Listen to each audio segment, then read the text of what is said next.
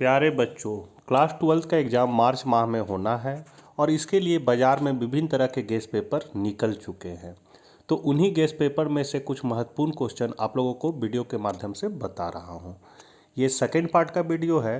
First part के video में objective मतलब 40 नंबर का आपका ऑब्जेक्टिव क्वेश्चन आएगा, मतलब बहुविकल्पीय प्रश्न, उसको मैंने बता दिया है। यदि आप लोगों ने उसे नहीं देखा है तो ऊपर आई बटन पर या वीडियो के लास्ट में आपको मिल जाएगा या फिर आपको डिस्क्रिप्शन में उसका लिंक मिल जाएगा। आज हम लोग सेकेंड पार्ट के वीडियो में अति लघु उत्तरीय और दीर्घ उत्तरीय प्रश्नों को देखेंगे। शुरू करने से पहले आपसे निवेदन है कि अपने चैनल DRGP82 पर नए हैं तो चैनल को जरूर सब्सक्राइब कर ले और अर्थशास्त्र के बच्चों तक यह वीडियो जरूर शेयर करें।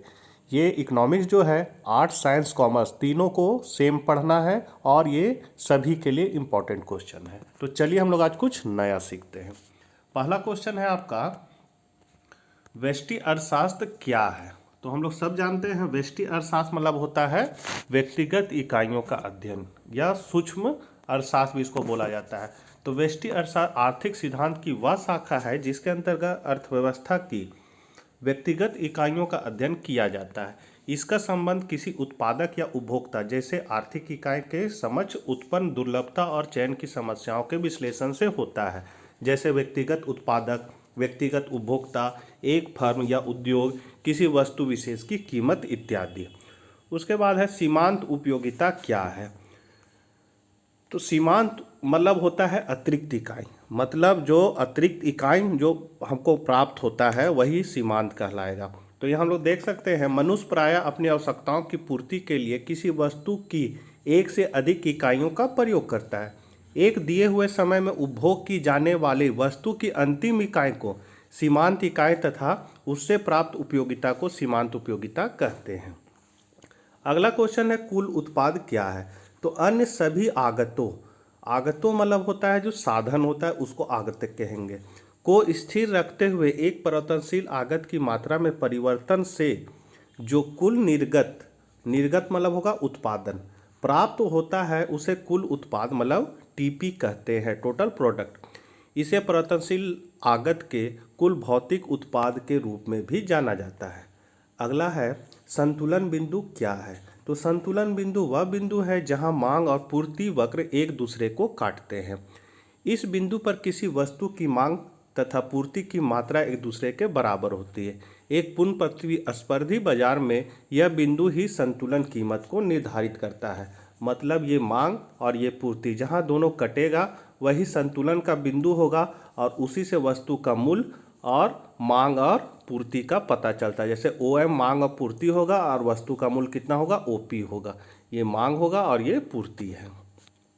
अगला क्वेश्चन है, राष्ट्रीय आय लेखांकन की परिभाषा दीजिए। तो प्रत्येक देश अपनी राष्ट्रीय आय एवं उससे संबंधित आंकड़ों अथवा सांख्यिकी का विवरण रखता है।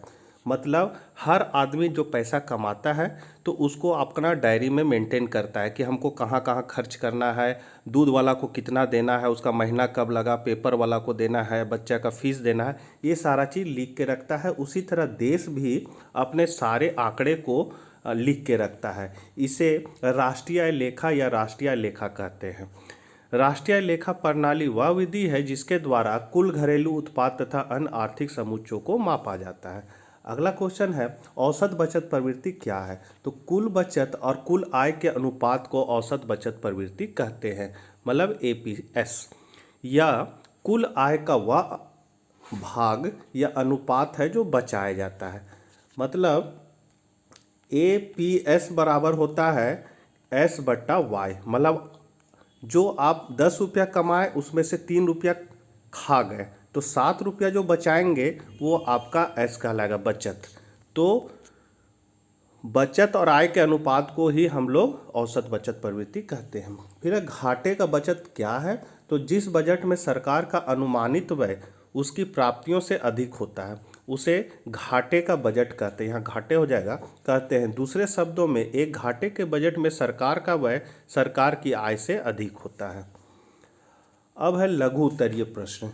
इनमें से किन्हीं 5 प्रश्नों के उत्तर आपको लिखना है। उत्पादन संभावना वक्र से आप क्या समझते हैं? तो उत्पादन संभावना वक्र वह वक्र है जो विभिन्न वैकल्पिक उत्पादन संभावनाओं को दर्शाती है जो कि उपलब्ध साधनों एवं उत्पादन की तकनीक के द्वारा उत्पन्न किए जाते हैं। यहाँ देख सकते हैं उत्पादन संभावना वक्र, ये जो रेखा है यहाँ से यहाँ तक, ये उत्पादन संभावना वक्र है और तकनीक के प्रयोग के कारण क्या हो रहा है, उत्पादन संभावना वक्र भी बदल सकता है। तो यहाँ हम लोग देख सकते हैं इधर चावल का है उत्पादन, इधर गेहूं का उत्पादन है। हम लोग साधन कितना लगा है, मान ली यहाँ से यहाँ तक लगाए हैं, और गेहूं का उत्पादन कितना होता है, इतना, और चावल का उत्पादन होता है इतना। अब अगर हम लोग बी से सी बिंदु पर आएंगे तो क्या हो रहा है कि गेहूं का उत्पादन बढ़ रहा है और चावल का उत्पादन घट रहा है। मतलब अगर हमको किसी चीज़ का उत्पादन को बढ़ाना है तो दूसरा से साधन हटाकर इसमें लगाना होगा, तभी हम इसको बढ़ा सकते हैं। अब किताबी भाषा में यहाँ लिखा हुआ है कि उत्पादन संभावना वक्र, यहाँ वक्र हो जाएगा, से यह प्रतीत होता है कि ओ एफ कहाँ है, ओ एफ ए से घिरे, मतलब यहाँ से यहाँ ओ एफ ए, मतलब ये घिरे हिस्से के अंदर वाले बिंदु साधनों के अपूर्ण उपयोग अथवा अकुशल उपयोग को प्रदर्शित करता है। भीतरी स्थान में ए एफ वक्र के किसी बिंदु पर खिसकाव उपलब्ध साधनों का संपूर्ण उपयोग दर्शाता है। मतलब जो वक्र खिसक गया है, मतलब ये जो वक्र है ये खिसक कर क्या हो गया, ये वक्र बन गया है, तो ये संपूर्ण उपभोग को दर्शाता है। यह वक्र एक सीमा रेखा है जिसको उपलब्ध साधन पार नहीं कर सकते हैं। यदि समाज विकास के कारण साधनों में वृद्धि करने में सफल होगा तब ही कोई नया वक्र बनेगा। वक्र का दाईं ओर प्रतिस्थापन, यहाँ दाईं हो जाएगा, दाईं ओर प्रतिस्थापन मतलब नया वक्र साधनों का विकास दर्शाता है, इसलिए यह आर्थिक समस्याओं का प्रथम प्रयास स्पष्ट करता है, जैसे क्या उत्पादन किया जाए। अगला क्वेश्चन है समान वस्तुओं और घटिया वस्तुओं में क्या अंतर है? तो समान वस्तुओं में आय मांग वक्र धनात्मक ढाल वाला होता है, अर्थात बाएं से दाएं ऊपर की ओर चढ़ता हुआ होता है। श्रेष्ठ वस्तुओं का धनात्मक ढाल वाला आय मांग वक्र यह बताता है कि उपभोक्ता की आय में प्रत्येक वृद्धि उसकी मांग में भी वृद्धि करती है, तथा इसके विपरीत आय की प्रत्येक कमी सामान्य दशाओं में मांग में भी कमी उत्पन्न करती है। और वहीं घटिया वस्तु क्या है? तो घटिया वस्तु वे वस्तु होती है जिन्हें उपभोक्ता नीच दृष्टि से देखते हैं और आय स्तर के पर्याप्त न होने पर उपभोग करता है, जैसे मोटा अनाज, वनस्पति घी, मोटा कपड़ा आदि। मतलब उपभोक्ता का अगर इनकम कम होता है तभी वो घटिया वस्तु क्रय कर पाता है, और यदि उसका इनकम अच्छा होता है तो वो फिर क्या करता है, समान वस्तु क्रय करता है और घटिया वस्तु को नीच की दृष्टि से देखता है, मतलब उसको अच्छा नहीं मानता है। ऐसी दशा में जैसे जैसे उपभोक्ता की आय में वृद्धि होती है वैसे वैसे उपभोक्ता इन घटिया, यहाँ घटिया हो जाएगा, घटिया वस्तुओं का उपभोग घटाकर श्रेष्ठ वस्तुओं के उपभोग में वृद्धि करने लगता है, अर्थात घटिया वस्तुओं के लिए आय मांग वक्र ऋणात्मक ढाल वाला बाएं से दाएं नीचे की ओर गिरता हुआ होता है। अगला क्वेश्चन है एक 3 क्षेत्रीय अर्थव्यवस्था में आय एवं उत्पादन के चक्रीय प्रवाह को समझाएं। तो प्राचीन काल में प्रत्येक अर्थव्यवस्था बंद अर्थव्यवस्था ही होती थी। उस समय कोई भी देश आयात निर्यात नहीं करता था, क्योंकि प्रत्येक देश अपनी आवश्यकताओं के अनुसार ही वस्तुओं का उत्पादन किया जाता था। इस प्रकार की प्रणाली में 3 क्षेत्रों परिवार, व्यावसायिक क्षेत्र तथा सरकार के बीच ही आय का प्रवाह होता था। उस समय विदेशों का देश की अर्थव्यवस्था में किसी प्रकार का हस्तक्षेप नहीं था। 3 क्षेत्रों में आय के चक्रीय प्रवाह को निम्नलिखित चित्र द्वारा दर्शा सकते हैं। यहाँ देख सकते हैं परिवार क्षेत्र है, परिवार के क्षेत्र के पास क्या होता है, साधन होता है, और ये है व्यवसायिक क्षेत्र जिसको हम लोग फर्म भी कह सकते हैं। ये क्या करता है, उत्पादन करता है। वो किससे लेकर, परिवार क्षेत्र से साधन लेके व्यवसायिक क्षेत्र उत्पादन करता है और अपने उत्पादन को इसको बेचता है, और ये क्या करता है, इससे खरीदता है। और आय क्या होता है, आय जाता है फर्म के क्षेत्र के पास, और जो फर्म है अपना उत्पादन जब परिवार क्षेत्र को बेचता है तो पैसा इसको पास आता है, और इसका साधन जो है भूमि, श्रम, पूंजी, प्रबंध, इसका जब प्रयोग करता है व्यावसायिक क्षेत्र तो इसके बदले भी इसको भुगतान देता है, तो आय इसके पास आता है। इसका बनाया हुआ सामान को खरीदता है तो आय फिर इसके पास आ जाता है। और इन दोनों के बीच में नियंत्रण रखने के लिए सरकारी क्षेत्र भी आ जाता है। सरकार क्षेत्र क्या करता है, कभी इसको सहयोग करता है, कभी व्यवसायिक क्षेत्र को सहयोग करता है। जैसे देख सकते हैं आर्थिक सहायता देता है, और परिवार क्षेत्र को क्या देता है, हस्तांतरण भुगतान के रूप में देता है। हस्तांतरण भुगतान मतलब होता है बिना काम किए हुए पैसा मिलना, जैसे स्कॉलरशिप हो गया, वृद्धा पेंशन हो गया, ये सब चीज़। और इनकी सेवा को भी ये क्रय करता है और इनकी सेवा को भी क्रय करता है, और दोनों के बीच वो तालमेल बना के रखता है। और सरकार क्या करता है, कुछ वित्तीय बाजार में भी अपना पैसा रखता है और जरूरत पड़ने पर वहाँ से ऋण भी लेता है। तो यहाँ हम लोग 3 क्षेत्र को देख सकते हैं, परिवार क्षेत्र, सरकार क्षेत्र और व्यवसायिक क्षेत्र, इसलिए इसको 3 क्षेत्रीय अर्थव्यवस्था कहेंगे। अगला है सीमांत उपभोग प्रवृत्ति को परिभाषित करें, इसका मान 0 से अधिक किंतु 1 से कम क्यों होता है। तो आय में वृद्धि का वह भाग जिसे उपभोग पर व्यय किया जाता है सीमांत उपभोग प्रवृत्ति प्रदर्शित करता है। दूसरे शब्दों में सीमांत उपभोग की प्रवृत्ति कुल उपभोग में परिवर्तन और कुल आय में परिवर्तन के अनुपात को व्यक्त करती है। इसका फॉर्मूला है MPC बराबर डेल्टा C बटा डेल्टा वाई। यहाँ MPC जो है सीमांत उपभोग प्रवृत्ति को बताता है, डेल्टा मतलब होता है परिवर्तन और C मतलब उपभोग, तो हो जाएगा उपभोग में परिवर्तन, और डेल्टा वाई आय में परिवर्तन को बताएगा। अब उदाहरण के लिए यदि कुल आय में वृद्धि 10 करोड़ रुपये है तथा उपभोग में वृद्धि 7 करोड़ रुपये है, तो MPC क्या होगा, 1/10 बराबर 0.7 होगा। MPC का मूल्य हमेशा धनात्मक तथा इकाई से कम होता है, अर्थात मांग में होने वाली संपूर्ण वृद्धि उपभोग पर खर्च नहीं की जाती है। यहाँ हो जाएगा आय अर्थात आय में होने वाली संपूर्ण वृद्धि उपभोग पर खर्च नहीं की जाती है। अगला क्वेश्चन है केंद्रीय बैंक अंतिम ऋणदाता है, कथन को स्पष्ट करें। तो अंतिम ऋणदाता के रूप में केंद्रीय बैंक व्यावसायिक बैंकों की प्रमाणित प्रतिभूतियों पर पुनः बट्टे, यहाँ हो जाएगा बट्टे की सुविधा प्रदान करके इन्हें वित्तीय सहायता प्रदान करता है। इसका अर्थ है कि केंद्रीय बैंक व्यावसायिक बैंकों को निम्न प्रकार के ऋण देकर वित्तीय सहायता प्रदान करता है। इसका अर्थ है कि केंद्रीय बैंक व्यावसायिक बैंकों को निम्न 2 प्रकार के ऋण देकर वित्तीय संकटों से बचाता है। पहला है व्यावसायिक बैंकों की प्रमाणित प्रतिभूतियों तथा विनिमय पत्रों को पुनः बट्टा लगाकर, और दूसरा है उनको प्रतिभूतियों के प्रति ऋण देकर। अगला क्वेश्चन है विदेशी मुद्रा की मांग में पूर्ति के 3 स्रोत बताएं। तो पहला है आय का भुगतान करने के लिए दृश्य एवं अदृश्य सभी मदें शामिल की जाती है। दृश्य मदें मतलब होता है जिसको हम लोग छू सकते हैं, देख सकते हैं, जैसे कपड़ा बाहर से आ रहा है तो उसको हम लोग देख सकते हैं, छू सकते हैं। अदृश्य मदें मतलब हो गया जिसको हम लोग देख या छू नहीं सकते, जैसे इंजीनियर कोई आया तो उसकी सेवा को हम लोग क्या कर सकते हैं, छू के हम लोग नहीं देख सकते हैं, तो वो हुआ अदृश्य मदें। फिर है विदेशी अल्पकालीन ऋणों का भुगतान करने के लिए, और तीसरा है विदेशी दीर्घकालीन ऋणों का भुगतान करने के लिए एक लेखा वर्ष की अवधि में एक देश को समस्त लेनदारियों के बदले जितनी मुद्रा प्राप्त होती है उसे विदेशी मुद्रा की पूर्ति कहते हैं। मुद्रा की पूर्ति कहते हैं। एक देश निम्नलिखित कार्यों के लिए विदेशी मुद्रा की पूर्ति करता है। पहला, निर्यात में दृश्य एवं अदृश्य सभी मदें शामिल की जाती है। दूसरा है विदेशों द्वारा देश में निवेश, और तीसरा है विदेशों से प्राप्त भुगतान। अगला क्वेश्चन है साधन के घटते प्रतिफल के नियम को समझाएं। तो जिस पैमाने में उत्पादन के साधन बढ़ाया जाता है, यदि उससे कम अनुपात में उत्पादन बढ़े तो उसे पैमाने का ह्रासमान या घटते हुए प्रतिफल की संज्ञा दी जाती है। यहाँ जगह दी जाती है। जैसे यदि साधन को 10% बढ़ाया जाता है तथा उत्पादन जब 7% से बढ़ता है तो ऐसी स्थिति को पैमाने के घटते प्रतिफल की संज्ञा दी जाती है। कि 10 बढ़ा रहे और ये बढ़ रहा है कितना, 7, तो इससे तो कम ही बढ़ रहा है तो घटते प्रतिफल हो गया। जब सभी साधनों को एक ही अनुपात में बढ़ाया जाता है लेकिन उत्पादन में कम अनुपात में वृद्धि होती है तो उत्पादन की प्रक्रिया में घटता हुआ प्रतिफल लागू होता है। अब दीर्घ उत्तरीय प्रश्न। पहला क्वेश्चन मतलब 15वां क्वेश्चन है मांग की लोच के विभिन्न प्रकारों को व्याख्या करें। तो सभी वस्तुओं की मांग की लोच एक समान नहीं होती। कुछ वस्तुओं की मांग की कीमत लोच अधिक होती है और कुछ वस्तुओं की कम मांग की लोच अथवा मांग की कीमत लोच के निम्नलिखित प्रकार है। पहला, पूर्णतया लोचदार मांग। तो जिन वस्तुओं की कीमत में कोई परिवर्तन नहीं होने पर अथवा बहुत सूक्ष्म परिवर्तन होने पर भी उसकी मांग में असीम या अनंत परिवर्तन हो जाता है, उन वस्तुओं की मांग पूर्णतया लोचदार कही जाती है। दूसरा है सापेक्षिक लोचदार मांग। तो जब कीमत परिवर्तन के अनुपात में किसी वस्तु की मांग में अधिक परिवर्तन होता है तब इस प्रकार की मांग सापेक्षिक लोचदार मांग कही जाती है।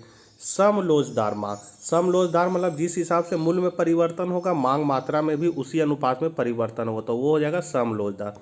सापेक्षिक बेलोचदार मांग तो जब कीमत में परिवर्तन की अपेक्षा मांग में होने वाला परिवर्तन का अनुपात कम होता है तब इस प्रकार की मांग को सापेक्षिक बेरोजगार कहते हैं। अब पूर्णतया बेरोजगार मांग मतलब होता है कि मूल्य में कमी बेसी का मांग पर कोई प्रभाव ना पड़े तो वो पूर्णतया बेरोजगार मांग होता है। अगला क्वेश्चन है पूर्ण प्रतिस्पर्धा तथा एकाधिकार में अंतर बताएं। तो पूर्ण प्रतिस्पर्धा तथा एकाधिकार दोनों बाजार की दो चरम सीमाएं हैं जो वास्तविक जीवन में बहुत कम देखने को मिलती है। इन दोनों में मुख्य अंतर निम्नलिखित है। पहला, पूर्ण प्रतिस्पर्धा में किसी वस्तु के विक्रेताओं की संख्या बहुत अधिक रहती है, लेकिन एकाधिकार के अंतर्गत उस वस्तु का केवल एक ही उत्पादक या विक्रेता होता है। दूसरा है, पूर्ण प्रतिस्पर्धा में प्रतिस्पर्धा पूर्ण होती है जबकि एकाधिकार में प्रतिस्पर्धा अथवा प्रतियोगिता शून्य होती है। इस प्रकार पूर्ण प्रतिस्पर्धा एक सिरे की स्थिति है तथा एकाधिकार दूसरे सिरे की स्थिति है। तीसरा अंतर है, पूर्ण प्रतिस्पर्धा की अवस्था में किसी वस्तु की स्थानापन्न वस्तुएं उपलब्ध रहती है लेकिन एकाधिकारी की वस्तु का स्थानापन्न नहीं होता है। अगला है, पूर्ण प्रतिस्पर्धा के अंतर्गत किसी उद्योग में उत्पादकों को प्रवेश एवं बहिर्गमन की स्वतंत्रता होती है लेकिन एकाधिकार की स्थिति में नए उत्पादकों के प्रवेश पर प्रभावपूर्ण प्रतिबंध होते हैं। अगला है, पूर्ण प्रतिस्पर्धा के बाजार में कोई भी विक्रेता वस्तु की कीमत को प्रभावित नहीं कर सकता है लेकिन एकाधिकारी को वस्तु की पूर्ति पर पूर्ण नियंत्रण रहता है। इसके फलस्वरूप वह कीमत को प्रभावित कर सकता है और क्रेता से अधिक कीमत वसूल कर सकता है। अगला है, पूर्ण प्रतिस्पर्धा में उत्पादन के साधन अथवा कारक एक प्रयोग से दूसरे प्रयोग में या एक उद्योग से दूसरे उद्योग में जाने के लिए पूर्णतया स्वतंत्र होते हैं।